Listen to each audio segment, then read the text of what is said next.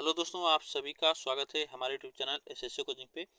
दोस्तों, आज है 24 अगस्त और 24 अगस्त के जितने भी मोस्ट इम्पॉर्टेंट प्रश्न करंट अफेयर के बन सकते थे, इसमें हम लोग वह प्रश्न लेके आए हैं। तो चलिए हम लोग स्टार्ट करते हैं करंट अफेयर के प्रश्न। और आप लोग जानते हैं कि यह प्रश्न जो आते हैं सभी एग्जामों के लिए होते हैं करंट अफेयर के। तो आप लोग चैनल को सब्सक्राइब कर लीजिएगा, जिससे कि आपको डेली करंट अफेयर सुबह 6 बजे आपको मिलती रहेगी। तो आज का पहला प्रश्न हम लोग करते हैं। देखिए, अफगानिस्तान क्रिकेट बोर्ड जो है, इसे सीनियर पुरुष टीम का सहायक कोच बनाया गया है।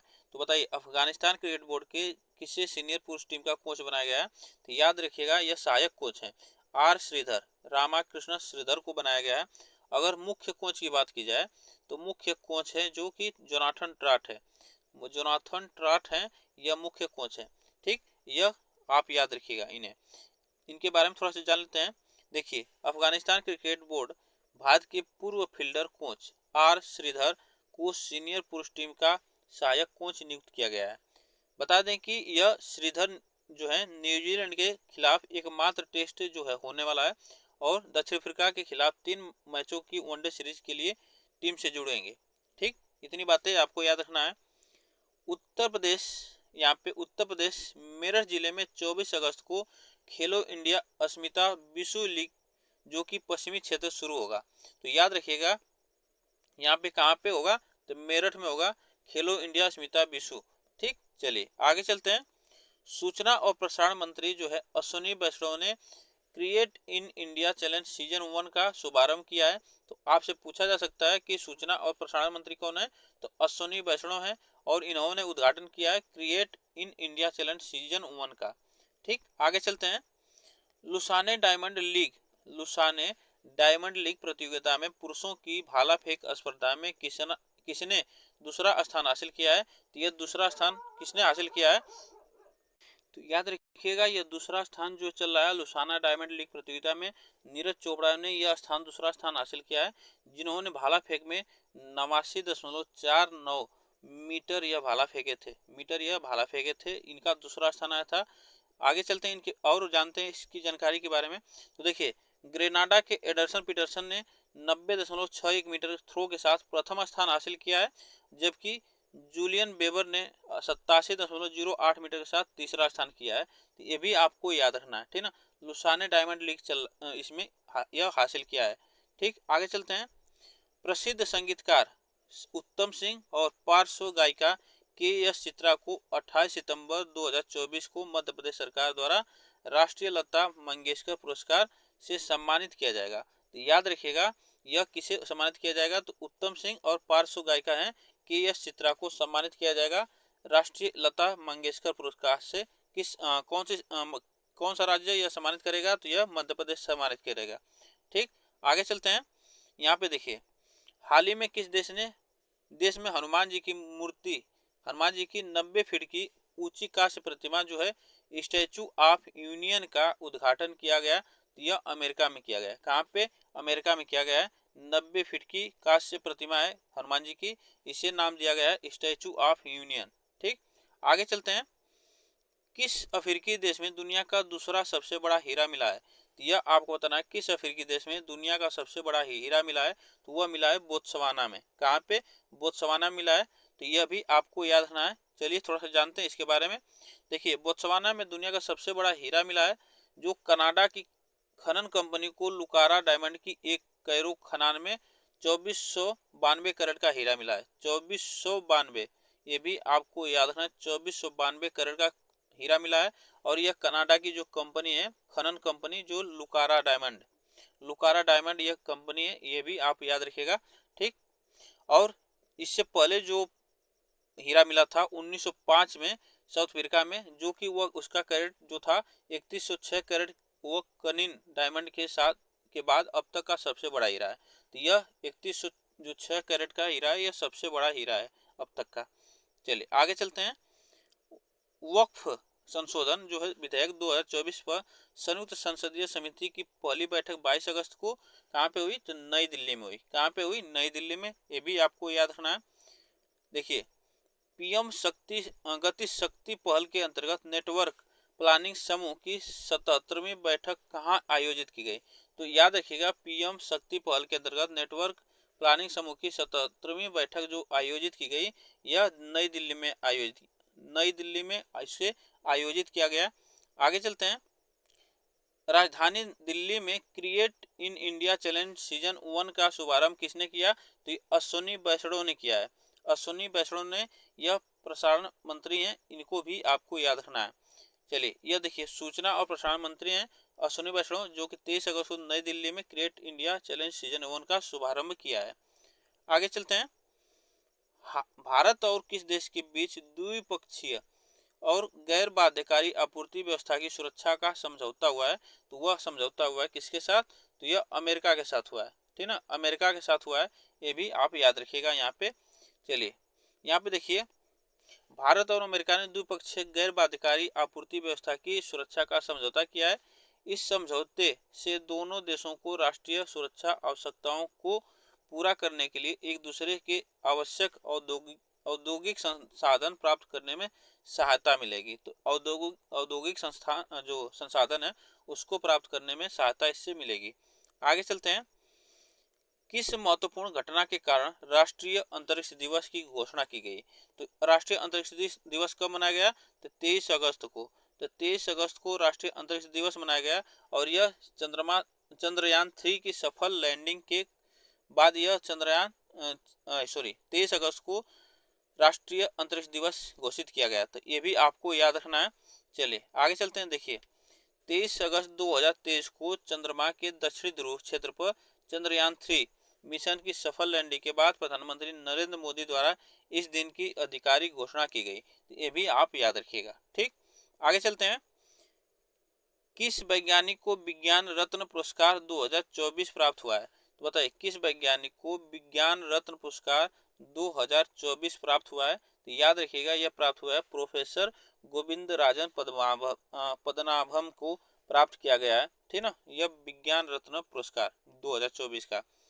इनके बारे में थोड़ा सा जान लेते। देखिए राष्ट्रपति द्रौपदी मुर्मू ने 22 अगस्त 2024 को राष्ट्रपति भवन में राष्ट्रीय विज्ञान पुरस्कार 2024 से सम्मानित किया। प्रोफेसर गोविंद राजन पद्मनाभम को विज्ञान रत्न पुरस्कार दिया गया। ठीक, यह भी आप याद रखिएगा। भारत ने चंद्रमा के दक्षिणी ध्रुव पर उतरने वाला कौन सा देश बनने का गौरव प्राप्त किया? तो भारत जो है चंद्रमा के दक्षिणी ध्रुव पर उतरने वाला, आप याद रखिएगा, यह 2023 में यह किया गया था और गौरव प्राप्त किया। तो यह गौरव प्राप्त किया है भारत ने। तो ये भी आपको याद रखना है, दक्षिणी ध्रुव पर उतरने वाला यह चौथा देश है। आगे चलते हैं। हाल ही में किसने वेस्टर्न इंडिया बिलियर्ड्स फाइनल जीता है? तो यह याद रखिएगा पंकज अडवाणी ने वेस्टर्न इंडिया बिलियर्ड्स फाइनल जीता है। और किसको हरा कर जीता है? तो यश श्रीधर को हरा गया, यश श्री कृष्ण को हरा कर जीता है। चलिए आगे चलते हैं। यहाँ पे देखिए किस भारतीय शहर को स्मार्ट सिटी के रूप में चुना गया है? तो यह बेंगलुरु को चुना गया है, स्मार्ट सिटी के नाम से चुना गया है बेंगलुरु शहर को। आगे चलते हैं। 14वीं भारत और ऑस्ट्रेलिया संयुक्त कार्य समूह की बैठक का आयोजन कहाँ हुआ? बताइए इसमें आयोजन कहाँ हुआ है? 14वीं भारत और ऑस्ट्रेलिया संयुक्त कार्य समूह के बैठक का आयोजन आपको बताना है कहाँ पे हुआ है। याद रखिएगा यह नई दिल्ली में हुआ है। कहाँ पे? नई दिल्ली में हुआ है इसका आयोजन। ठीक, आगे चलते हैं। यहाँ पे देखिए किस देश ने भारत के साथ मिलकर आईआईटी मद्रास में वाटर टेक्नोलॉजी सेंटर स्थापित करने का निर्णय लिया है? तो याद रखिएगा आईआईटी मद्रास में वाटर टेक्नोलॉजी सेंटर स्थापित करने का निर्णय लिया गया है। वह किसके साथ लिया गया है? तो यह इजराइल के साथ लिया गया है। किसके साथ? इजराइल के साथ लिया गया है। थोड़ा सा जानते हैं इजराइल के बारे में। देखिए इजराइल की राजधानी जो है वह जेरूशलम है। क्या है? जेरूशलेम है। और मुद्रा नई शेकेल और प्रधानमंत्री जो है बेंजामिन नेतन्याहू प्रधानमंत्री हैं इसमें वर्तमान में इजराइल के।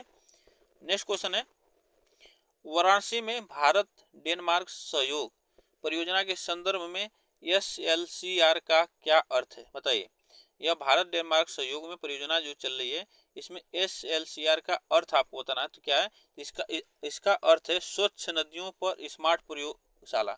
स्वच्छ नदियों पर स्मार्ट प्रयोगशाला इसका अर्थ है, ये भी आपको याद रखना है। चलिए आगे चलते हैं। देखिए वाराणसी में SLCR परियोजना किस नदी के कार्यकल्प पर केंद्रित है? तो याद रखिएगा यह वरुणा नदी है। वरुणा जो नदी है, वरुण नदी, यह आपको याद रखना है, यह बनारस में बहती है। ठीक, इसी के परियोजना SLCR परियोजना पर इस पे कार्य किया जा रहा है भारत और डेनमार्क के सहयोग से। आगे चलते हैं। कौन से देश हरित राजनीतिक साझेदारी में शामिल है जिसके कारण SLCR का निर्माण हुआ है?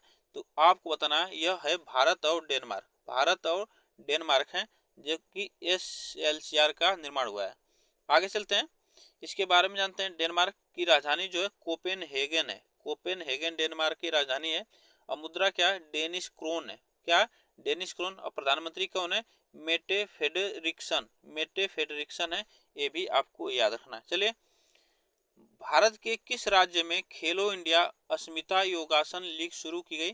तो खेलो इंडिया अस्मिता योगासन लीग शुरू की गई है। यह कहाँ पे की गई है? तो बिहार राज्य में शुरू की गई है। कहाँ पे? बिहार राज्य में शुरू की गई है। खेलो इंडिया अस्मिता योगासन लीग शुरू की गई है। आगे चलते हैं। बांग्लादेश क्रिकेट बोर्ड BCB के नए अध्यक्ष कौन बने? तो बताइए बांग्लादेश क्रिकेट बोर्ड के नए अध्यक्ष कौन बने? ये भी आपको याद रखना है। तो यह बने फारूक अहमद। कौन बने? फारूक अहमद बने। ये भी आपको याद रखना है।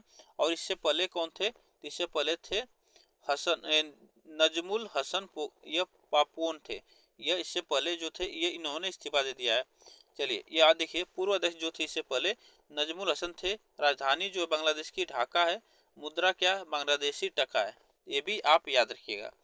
चलिए, उद्योग एवं आंतरिक व्यापार संवर्धन विभाग के सचिव का कार्यभार किसने संभाला है? तो उद्योग एवं आंतरिक व्यापार जो है संवर्धन विभाग, उसका सचिव जो है कार्यभार किसने संभाला है? तो याद रखिएगा किसने संभाला है? तो यह अमरदीप सिंह भाटिया ने संभाला है। ठीक, चलिए आगे चलते हैं। डिजिटल समन और वारंट नियमों को औपचारिक रूप देने वाला देश का पहला राज्य कौन बना? डिजिटल समन जो भेजा जाता है, समन और वारंट, यह नियमों को औपचारिक रूप से देने वाला भारत का पहला राज्य बना है। तो वह कौन बना है? तो मध्य प्रदेश बना है। ठीक ना, यह मध्य प्रदेश बना है। जो कि मध्य प्रदेश के मुख्यमंत्री कौन है? तो यह शिवराज सिंह चौहान है। ये भी आपको याद रखना है, शिवराज सिंह चौहान है। शिवराज सिंह चौहान है। चौहान। अब मध्य प्रदेश की जो राजधानी है भोपाल है। ये भी आपको याद रखना है, भोपाल है। ठीक, चलिए आगे चलते हैं। नेक्स्ट क्वेश्चन है, ये थोड़ा सा क्वेश्चन बड़ा है, थोड़ा सा इसको हम लोग छोटा कर लेते हैं। चलिए, भारतीय नौसेना ने समुद्री उपकरणों और प्रणालियों के स्वदेशीकरण को बढ़ावा देने के लिए किस सार्वजनिक क्षेत्र के उपक्रम के साथ समझौता किया है? तो याद रखना यह समझौता किया गया है भारत अर्थ मूवर्स लिमिटेड के साथ। भारत अर्थ मूवर्स लिमिटेड के साथ यह समझौता किया गया है। तो ये भी आपको याद रखना है। ठीक ना, यहाँ से प्रश्न बन सकता है। तो यह आज के लिए बस हम लोग इतने ही प्रश्न करेंगे। आप लोग को यह वीडियो कैसी लगी कमेंट बॉक्स में जरूर बताइएगा। अब वीडियो को एक बार लाइक शेयर जरूर कर दीजिएगा। फिर मिलेंगे नेक्स्ट टॉपिक के साथ, तब तक के लिए थैंक यू सो मच आप सभी को। और वीडियो को चैनल को आप लोग सब्सक्राइब भी कर लीजिएगा, जिससे कि आपको डेली की क्लास आपको यहाँ पे मिलती रहेगी।